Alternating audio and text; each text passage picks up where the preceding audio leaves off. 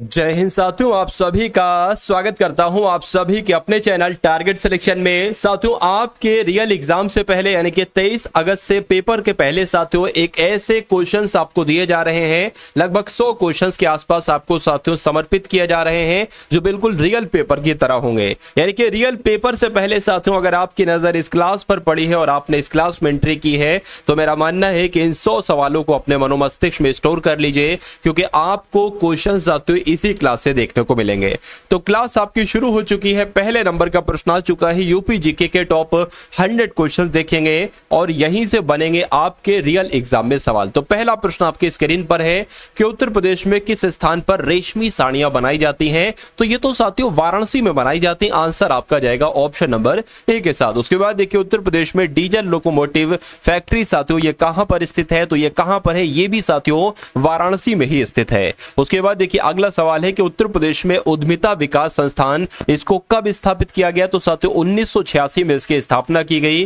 किसकी? उत्तर प्रदेश में उद्यमिता विकास संस्थान की, ये आपको ध्यान रखना है। उसके बाद देखिए कांच उद्योग के लिए उत्तर प्रदेश का कौन सा नगर जाना जाता है? तो साथियों कांच उद्योग के लिए तो फिरोजाबाद जाना जाता है। कौन सा नगर जाना जाता है साथियों? कांच उद्योग के लिए फिरोजाबाद जाना जाता है। जो लोग भी यहां पर ऑप्शन नंबर डी के साथ हैं बिल्कुल करेक्ट है। ट्रांसफार्मर बनाने का केंद्र साथियों ये कहां पर है उत्तर प्रदेश में? मुझे बताइए।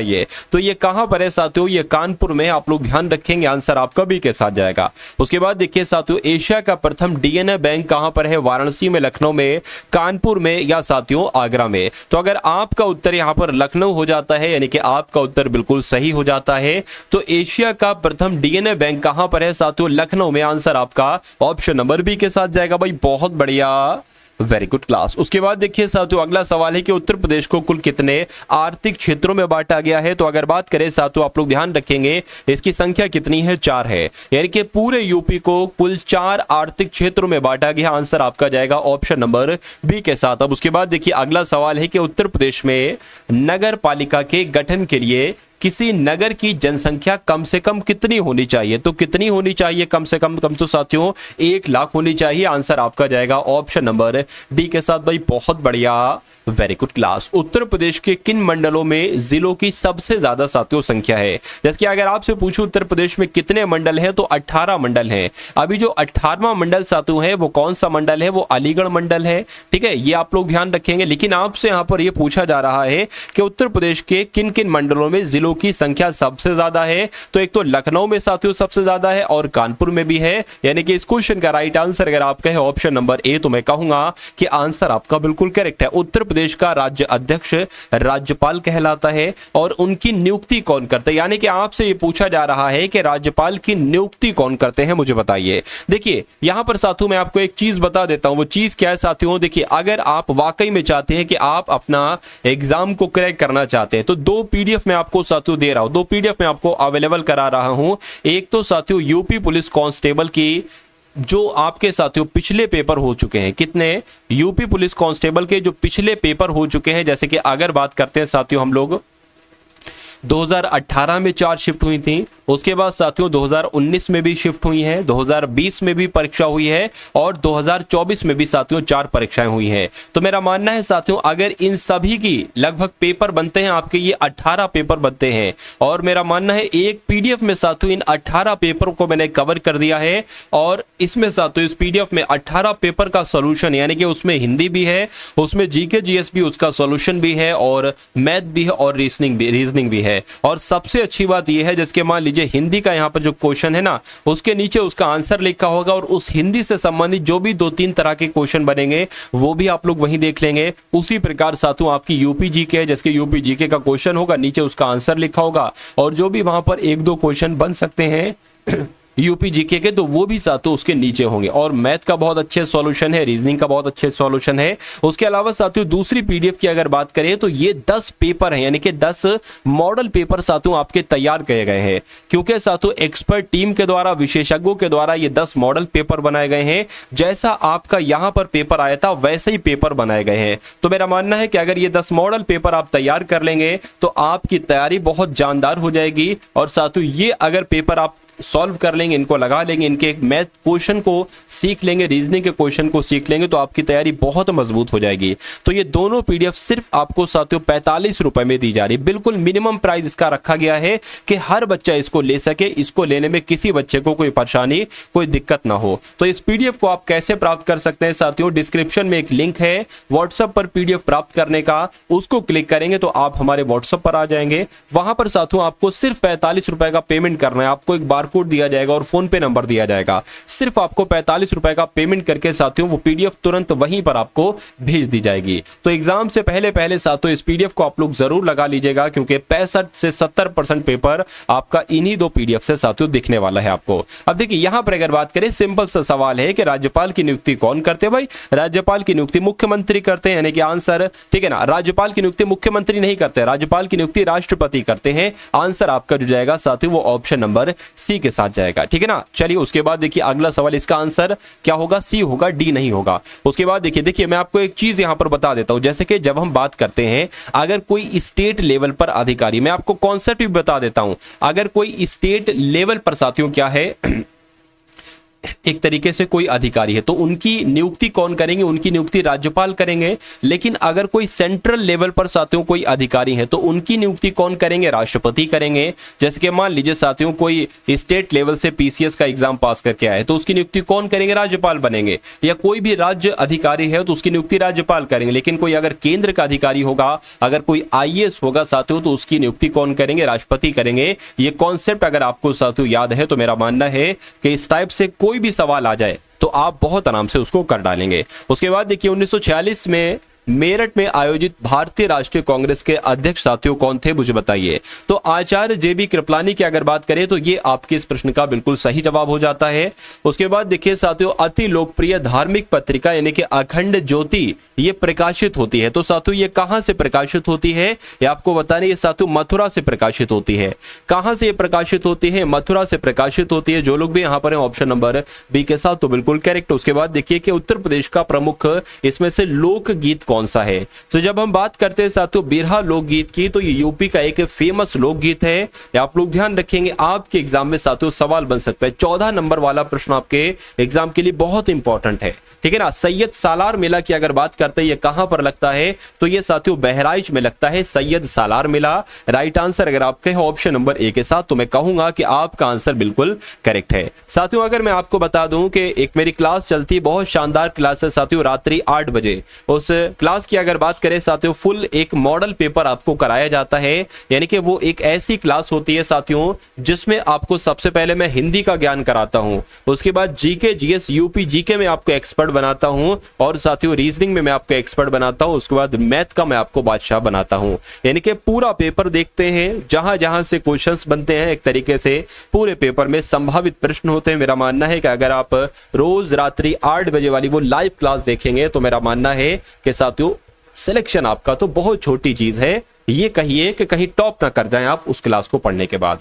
तो साथियों उस क्लास में आइएगा, बहुत अच्छे लोग पढ़ते हैं, बहुत शानदार, बहुत अच्छा बच्चा वहां पर पढ़ता है, और बहुत जिसकी तैयारी मजबूत है एक तरीके से वो भी वहां पर है, ठीक है ना। तो कुल मिला के अगर बात करें साथियों 15वें नंबर का सवाल है कि प्रसिद्ध चित्रकार मीर सैयद अली तथा अब्दुल समद ये किस शैली से संबंधित हैं? तो ये साथियों आप लोग ध्यान रखेंगे मुगल शैली से संबंधित है। आंसर आपका जाएगा सी के साथ। उसके बाद देखिए उत्तर प्रदेश में भातखंडे हिंदुस्तानी संगीत महाविद्यालय साथियों ये कहां पर है? तो आप लोग ध्यान रखेंगे लखनऊ में है।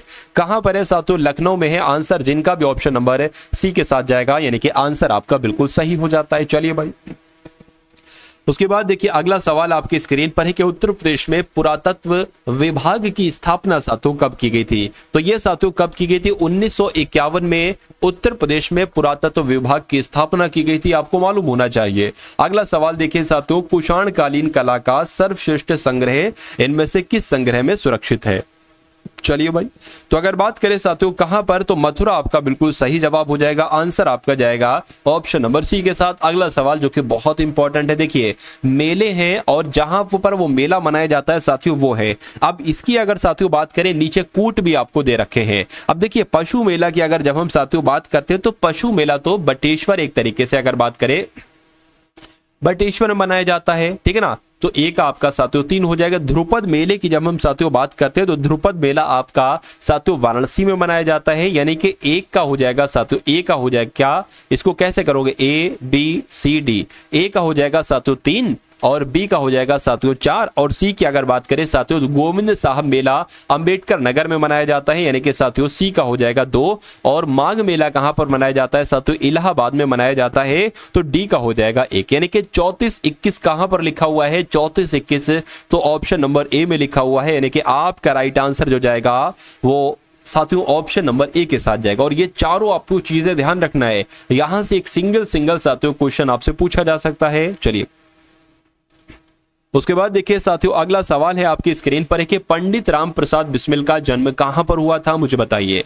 देखिए जब हम बात करते हैं साथियों पंडित जी की यानी कि पंडित राम प्रसाद बिस्मिल की, तो इनका जन्म गुजरात में हुआ था। कहां पर हुआ था, इनका जन्म साथियों गुजरात में हुआ था। उसके बाद देखिए उत्तर प्रदेश में प्रौढ़ शिक्षा की अलग से व्यवस्था जो की गई साथियों वो कब से की गई। साथियों सभी एक तरीके से चुने हुए क्वेश्चन है, यानी कि जितने भी साथियों क्वेश्चंस आपको यहां पर आपकी स्क्रीन पर से गुजरेंगे साथियों आने वाले 20 मिनट में, सभी के सभी साथियों चुनिंदा क्वेश्चंस हैं और मेरा मानना है कि इन क्वेश्चन से बाहर आपका पेपर नहीं जा सकता। अभी बता रहा हूं साथियों, इनको घोल कर पी लीजिए, जैसे आप इनको याद करें, दिन में रात याद करें, रात में याद करें, आपको याद करना ही करना है। क्योंकि अगर आप इन क्वेश्चंस को देख लेते हैं साथियों तो आपका एग्जाम मेरा मानना है कि जो फाइनल कट ऑफ होगी ना, फाइनल कट ऑफ उसमें आपका नाम बहुत आराम से आ जाएगा। जो टारगेट सिलेक्शन आपको जैसे पढ़ने को कह रहा है, चुनिंदा दिन है, देखिए कुछ दिन है उसमें आप तैयारी कर लीजिए, आपकी लाइफ सवर जाएगी, आपकी पूरी लाइफ सवर जाएगी साथियों। कम से कम देखिए अगर बात करते हैं हम लोग कि इंसान की लाइफ में सबसे ज्यादा जो बड़ी दिक्कत होती है वो पैसे की सबसे बड़ी दिक्कत होती है, ठीक है ना, पैसे की सबसे बड़ी दिक्कत होती है। तो आज आप अपने से ये वादा कीजिए कि मैं अपनी लाइफ में, और देखिए दिक्कतें तो बहुत हैं, परेशानियां बहुत हैं लाइफ में, जिंदगी में समस्याएं तो बहुत आती हैं, लेकिन आप अपने आप से ये वादा कीजिए कि आप अपने आने वाले समय में कभी भी पैसे की दिक्कत से साथियों क्या नहीं जूझेंगे। यानी कि पैसे की दिक्कत आपके सामने नहीं आएगी, और कोई दुनिया की महान दिक्कत आ जाए लेकिन पैसे की दिक्कत नहीं आएगी। और ये कब वादा आपका पूरा होगा, जब आप अभी पढ़ाई करोगे, जब आप अभी पढ़ाई करोगे साथियों, अभी आप यूपी पुलिस में सिलेक्ट हो जाओगे, बहुत आसान पेपर है एक तरीके से। उसके अलावा कोई और वैकेंसी आएगी, कोई अच्छी पोस्ट की वैकेंसी आएगी पुलिस विभाग में ही साथियों, तो उसमें आप सिलेक्ट हो जाना, या किसी अदर डिपार्टमेंट में कोई वैकेंसी आएगी तो उसमें भी आप साथियों सिलेक्ट हो सकते हो। क्योंकि अदर सारे एग्जाम में साथियों यही चारों सब्जेक्ट आते हैं, यही सब्जेक्ट आते हैं साथियों। यूपी के एग्जाम में हिंदी तो आती आती है। तो साथियों एक सरकारी नौकरी अगर आप लेना चाहते हैं तो हजारों लोगों के बाद साथियों सिलेक्शन देने के बाद अगला नंबर आपका है, बस आपको पूरे ध्यान पूर्वक बस आपको यहां पर पढ़ना है। तो कुल मिला के साथियों जिन लोगों ने भी इस वीडियो को लाइक नहीं किया, आपसे रिक्वेस्ट करता हूं कि वीडियो को लाइक कर दीजिए, और जो लोग साथियों चैनल पर नए हैं, चैनल को साथियों तुरंत आप लोग सब्सक्राइब करके बेल आइकन पर जरूर क्लिक कर लीजिए। और यहां पर देखिए साथियों उत्तर प्रदेश में उर्दू को दूसरी राजभाषा कब घोषित किया गया, तो जो लोग भी साथियों यहां पर है ऑप्शन नंबर सी यानी कि 1989 में किया गया, तो आपका आंसर बिल्कुल करेक्ट हो जाता है भाई, बहुत बढ़िया, very good class. Uttar Pradesh में प्रथम जय प्रौद्योगिकी पार्क साथियों कहां पर स्थापित किया गया है, तो यह कहां पर किया गया साथियों, लखनऊ में किया गया है, आंसर आपका जाएगा ए के साथ। अब उसके बाद देखिए उत्तर प्रदेश में जो बायोटेक्नोलॉजी पार्क है इसकी स्थापना कहां पर की गई है, तो साथियों लखनऊ में ही है। ये भी बायोटेक्नोलॉजी पार्क कहां पर है, बायोटेक्नोलॉजी पार्क भी साथियों लखनऊ में है। अगला सवाल देखिए पहरिया जनजाति साथियों निवास करती है, मुझे बताइए। क्या आपका यहां पर बिल्कुल साथियों सही जवाब हो सकता है, देखिए और मुझे बताइए राइट आंसर आपका क्या है। चलिए भाई देखिए भाई यहां पर अगर साथियों हम लोग बात करते हैं कि सोनभद्र में है तो बिल्कुल सही, यानी कि जो आपकी पहरिया जनजाति है ये सोनभद्र में ही है। अगला सवाल देखिए उत्तर प्रदेश के निम्नलिखित में से किस क्षेत्र में थारू जनजाति पाई जाती है, तो थारू जनजाति जो पाई जाती है साथियों वो तराई क्षेत्र में पाई जाती है, ये आप लोग ध्यान रखें, यानी कि तराई क्षेत्र में ही थारू जनजाति पाई जाती है। अगला सवाल देखिए उत्तर प्रदेश में आइसोपाम योजना को कब शुरू किया गया, डायरेक्ट ये क्वेश्चन पूछा जाएगा, कोई फेरबदल नहीं साथियों, कुछ नहीं। तो इस क्वेश्चन का राइट आंसर आपका क्या हो सकता है, देखिए और मुझे बताइए सही जवाब क्या है। उत्तर प्रदेश में आइसोपाम योजना कब शुरू की गई, चलिए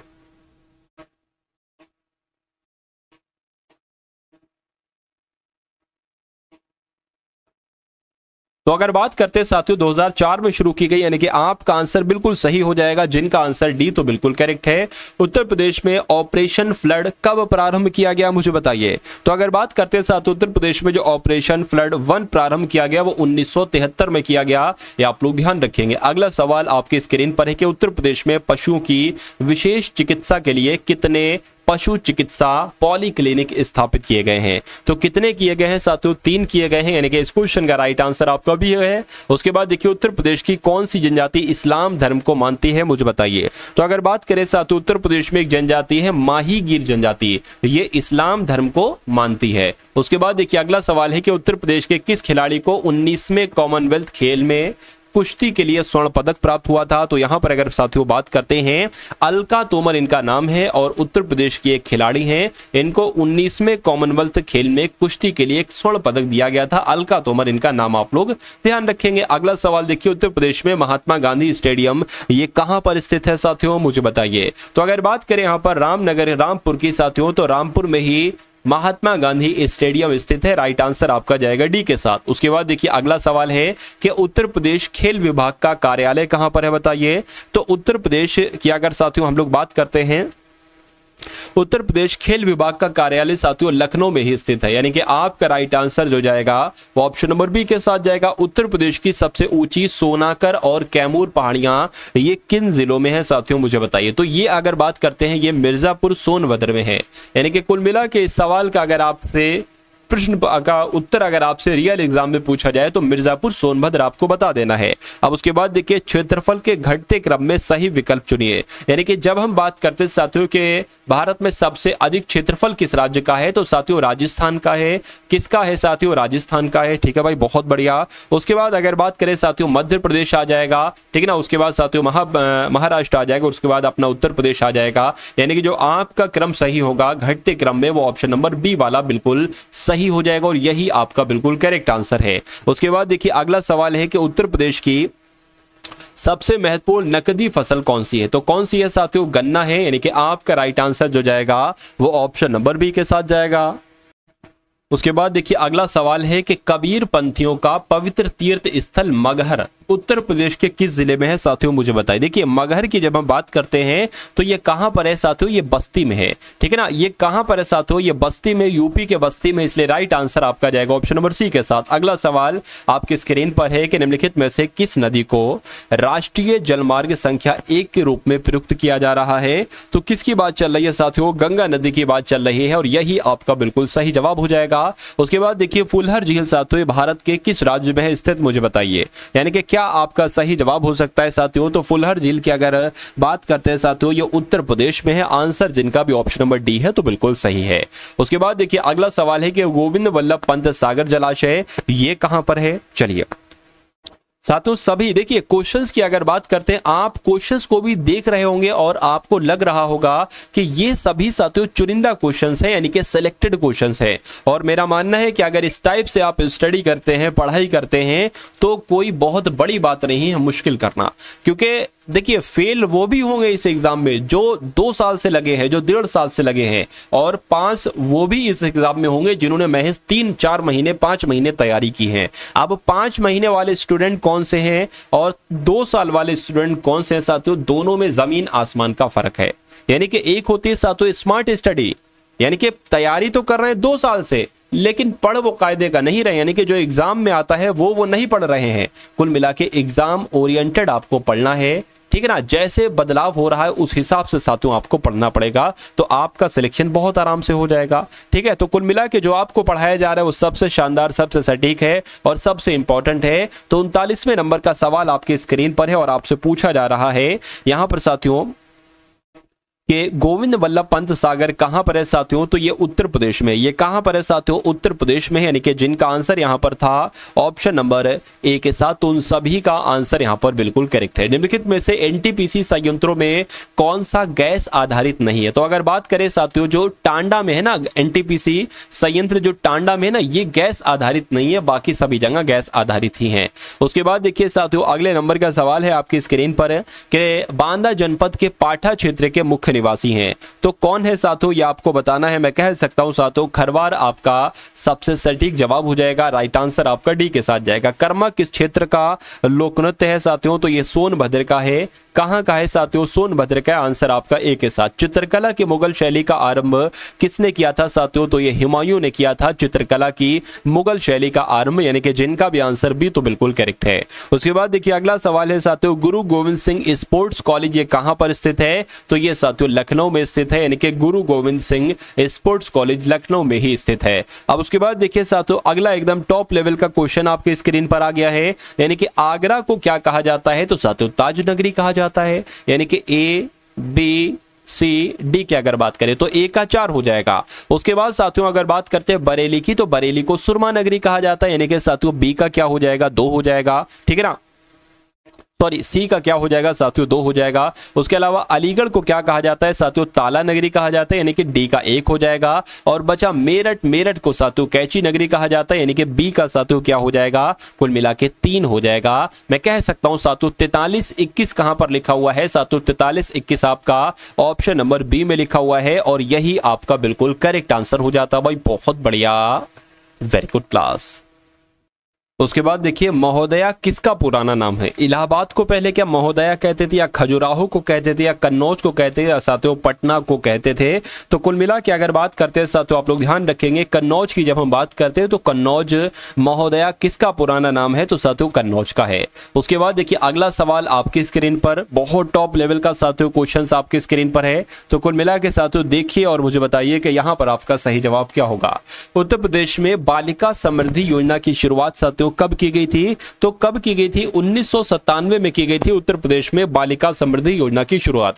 उसके बाद देखिए उत्तर प्रदेश में साथियों मिड डे मील कार्यक्रम आरंभ किया गया। तो उत्तर प्रदेश में जो मिड डे मील कार्यक्रम था साथियों ये 1995 में शुरू किया गया। ये आप लोग ध्यान रखेंगे, इसलिए राइट आंसर जिनका भी ऑप्शन नंबर डी है तो बिल्कुल करेक्ट है। चलिए उत्तर प्रदेश का कौन सा व्यापार कर जोन अधिकतम व्यापार कर संग्रह करता है, मुझे बताइए। तो किसकी बात चल रही है साथियों, लखनऊ की बात चल रही है।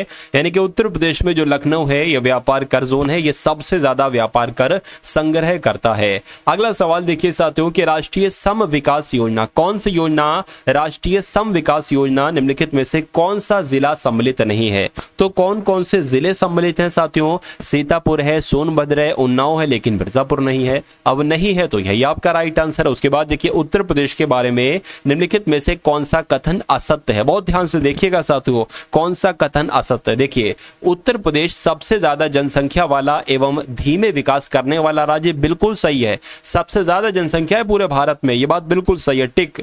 उत्तर प्रदेश और देश के प्रति व्यक्ति की आय के बीच अंतर बढ़ रहा है, ये बात भी बिल्कुल सही है। और उत्तर प्रदेश में कुल बोए क्षेत्र में लगभग 28% आसिंचित है, ये भी बिल्कुल सही है, इस पे भी टिक साथियों लगेगा। उत्तर प्रदेश की साक्षरता में देश की तुलना में तीव्र वृद्धि हुई, तो ऐसा नहीं है साथियों, ये कुल मिला के असत्य है। यानी कि अगर बात करते हैं ये असत्य है और असत्य आपका पूछा गया था, तो कुल मिला के डी आपका बिल्कुल सही जवाब होगा।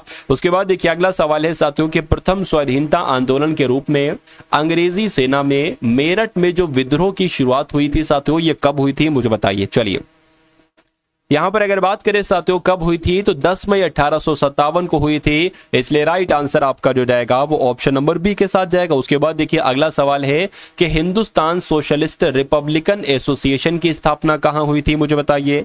तो अगर बात करते हैं साथियों ये कहां पर हुई थी, ये कानपुर में हुई थी। यानी कि जिनका भी आंसर, जो लोग भी यहां पर ऑप्शन नंबर डी के साथ है तो बिल्कुल करेक्ट है। हिंदुस्तान सोशलिस्ट रिपब्लिकन एसोसिएशन की स्थापना साथियों कानपुर में ही हुई थी। उसके बाद देखिए कांग्रेस व मुस्लिम लीग का एक साथ अधिवेशन लखनऊ में कब आयोजित हुआ था, तो 1916 में आयोजित हुआ था। ये डायरेक्ट आपसे सवाल पूछे जाएंगे, ये वो क्वेश्चन है साथियों जो आपके एग्जाम में बनेंगे। उसके बाद देखिए अगला सवाल है कि काकोरी ट्रेन डकैती केस में अभियुक्तों की निशुल्क पैरवी करने वाले वकील कौन थे, यानी कि उन वकील का नाम क्या था, तो चंद्रभानु गुप्ता उन वकील का नाम था साथियों जिन्होंने काकोरी ट्रेन डकैती केस में अभियुक्तों की बिल्कुल फ्री में पैरवी की थी। उसके बाद देखिए पांचाल महाजनपद के उत्तरी क्षेत्र की राजधानी साथियों क्या थी, मुझे बताइए।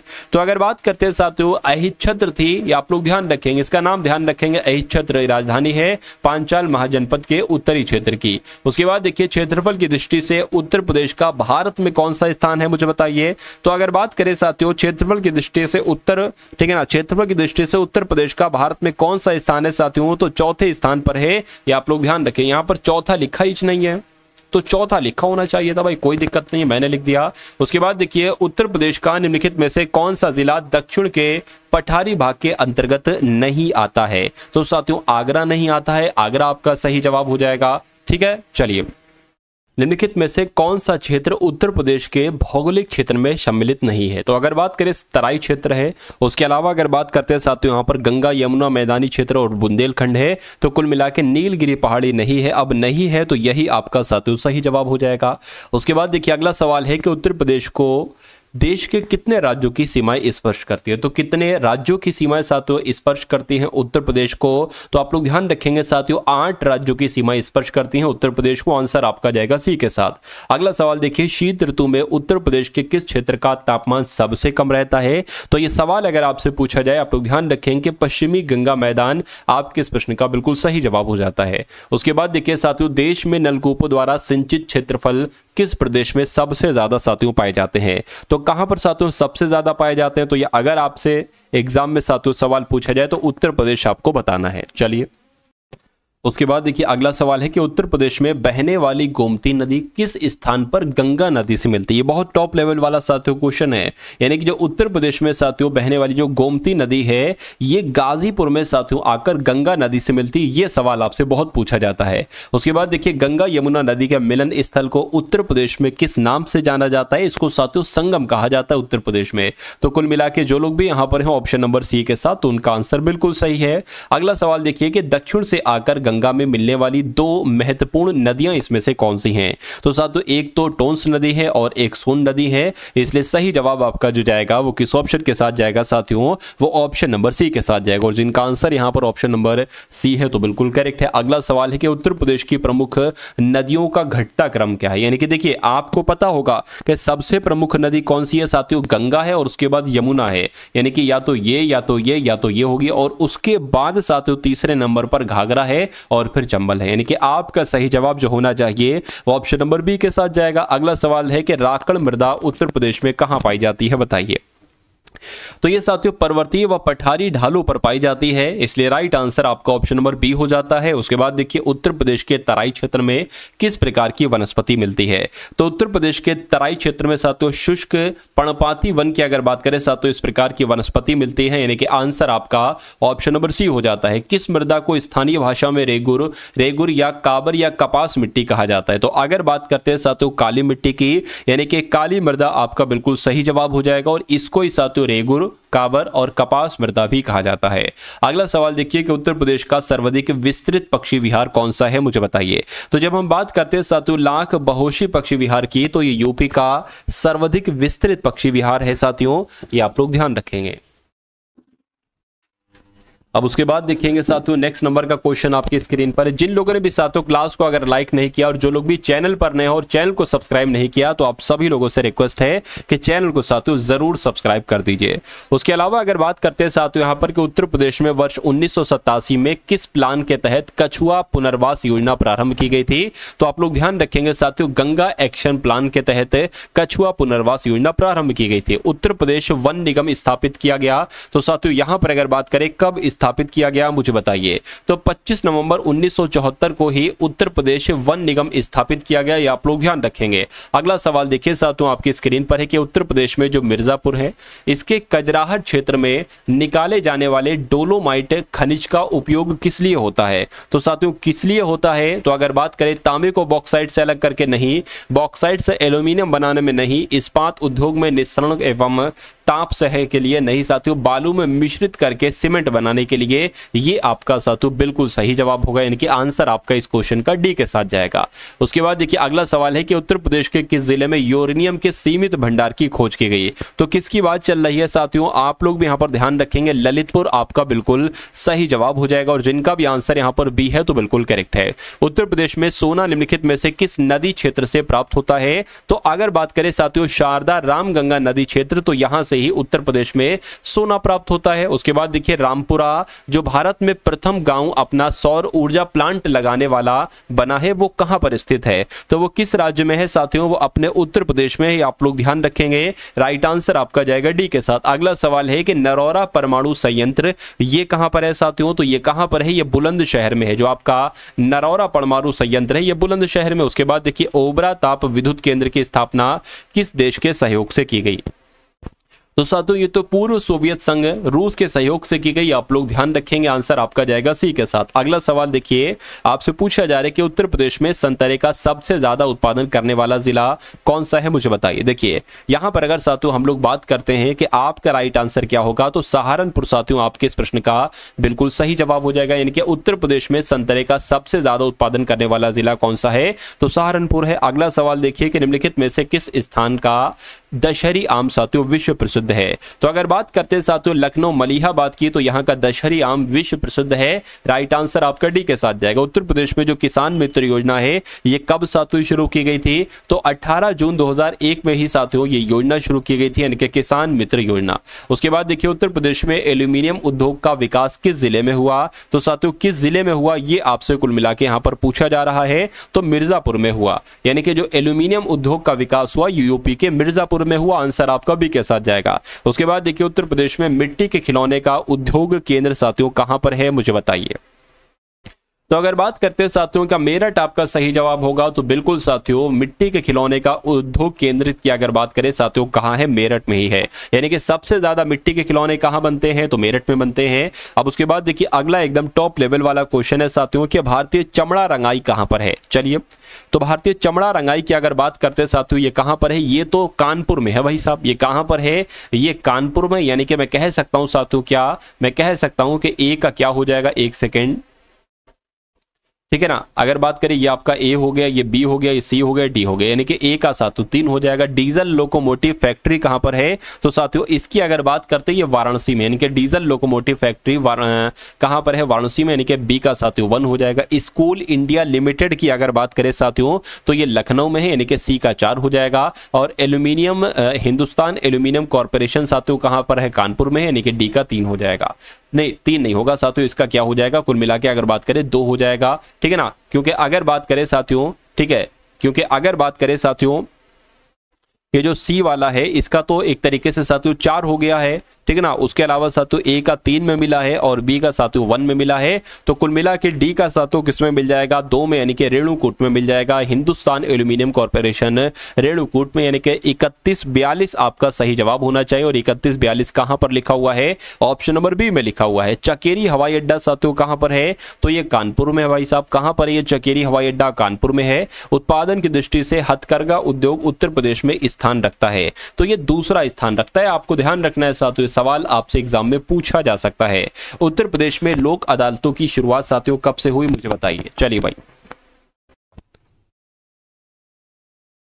चलिए साथियों उसके बाद देखिए अगला सवाल है कि उत्तर प्रदेश में लोक अदालतों की शुरुआत कब से की गई? तो साथियों 1987 से की गई, ठीक है ना। कब से की गई? 1987 से ही लोक अदालतों की शुरुआत की गई, आप लोग ध्यान रखेंगे। अगला सवाल है कि उत्तर प्रदेश में कुल कितने शिक्षा मंडल हैं साथियों, मुझे बताइए।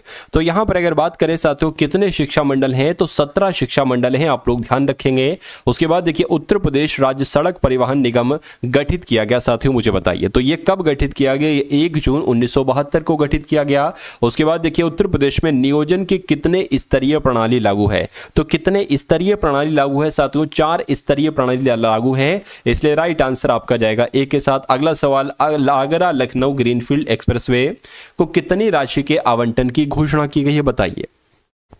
तो 3280 करोड़ रुपए की साथियों धनराशि की आवंटन की घोषणा की गई है। राइट आंसर आपका जाएगा ए के साथ। उत्तर प्रदेश में गरीबों का प्रतिशत कितना है साथियों? यानी कि अगर बात करते हैं तो 40.8% ये गरीबों का प्रतिशत है। राइट आंसर आपका ऑप्शन नंबर सी हो जाता है। उसके बाद देखिए उत्तर प्रदेश को कितने न्यायिक जिलों में साथियों बांटा गया है? तो उत्तर प्रदेश को कितने न्यायिक जिलों में बांटा गया है? 75 न्यायिक जिलों में बांटा गया है। राइट आंसर आपका हो जाएगा डी के साथ।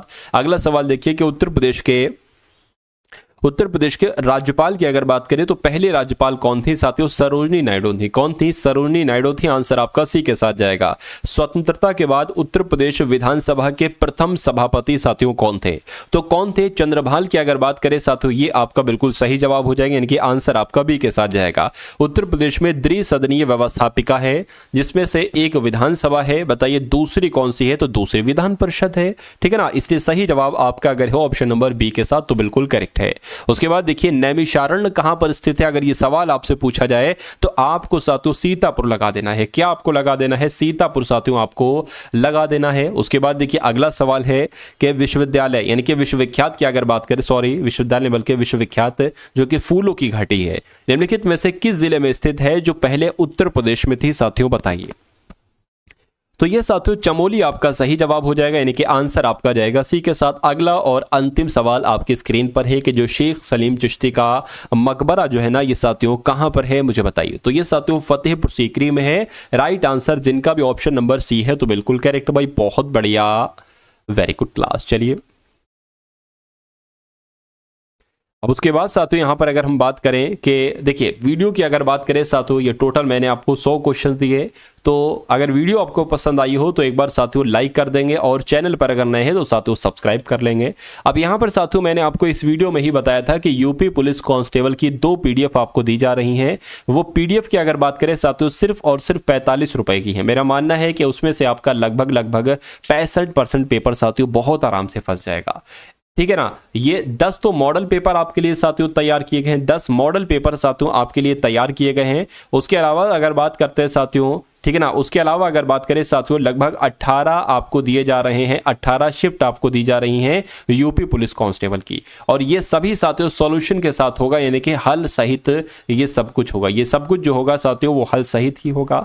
तो कुल मिला के 45 रुपए का पेमेंट आपको करना है। डिस्क्रिप्शन में लिंक है, उस पर क्लिक करेंगे तो आप हमारे व्हाट्सअप तक साथियों पहुंच जाएंगे। पहला ही लिंक है, उस व्हाट्सअप तक पहुंच जाएंगे, वहां पर आपको बारकोड और फोन पे नंबर दिया जाएगा।